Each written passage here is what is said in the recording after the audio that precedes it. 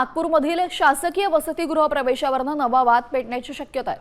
समाज कल्याण विभागाच्या जाहिरातीमध्ये एससी प्रवर्गाचे अंतर्गत वर्गीकरण केल्याचा आरोप सामाजिक संघटनांनी केला। यामुळे विद्यार्थ्यांच्या शैक्षणिक संधीमध्ये भेदभाव झाल्याचा आरोप होतोय।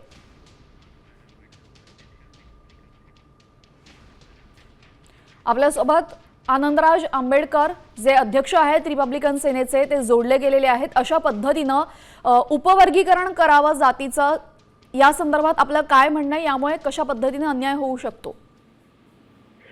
खरं म्हणजे एसी हा एक वर्ग आहे, ही काही जात नाही।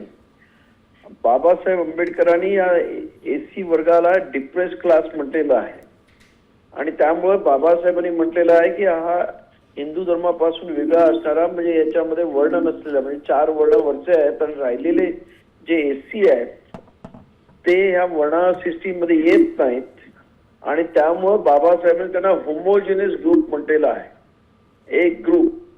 आणि त्यामुळं अशा पद्धतीने त्यांच्यामध्ये जाती व्यवस्था निर्माण करणं बरोबर नाही, कारण त्यांना त्यांच्या कामानुसार ती नावं दिलेली आहेत।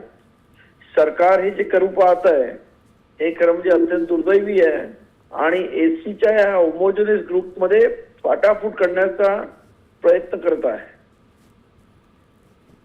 आणि आम्ही त्याचा निषेध करतो। जी, मात्र हे सगळं करण्यामागे हेतू काय असू शकतो, आपल्याला काय वाटतं? मला असं वाटतं की एसीची जी एकजूट आहे ती फोडण्याचा प्रयत्न सरकार करत आहे। आम्ही सरकारला तेच म्हणणं आहे की ही एकजूट तोडू नका। तुम्हाला काही वेगळं काही असं वाटत असेल की काही वर्ग याच्यातले वेगळे पाठीमागे राहिले असतील, त्यांच्यासाठी खास सोयी करा। ज्या लघुजी वस्तात अभ्यास अहवालामध्ये दिलेल्या आहेत त्याच्यातल्या 68 तरतुदी सरकारने मान्य सुद्धा केलेल्या आहेत, पण आतापर्यंत या तरतुदींवर कुठच्याही प्रकारचा अंमलबजावणी झालेली नाही। तर ती अंमलबजावणी करावी।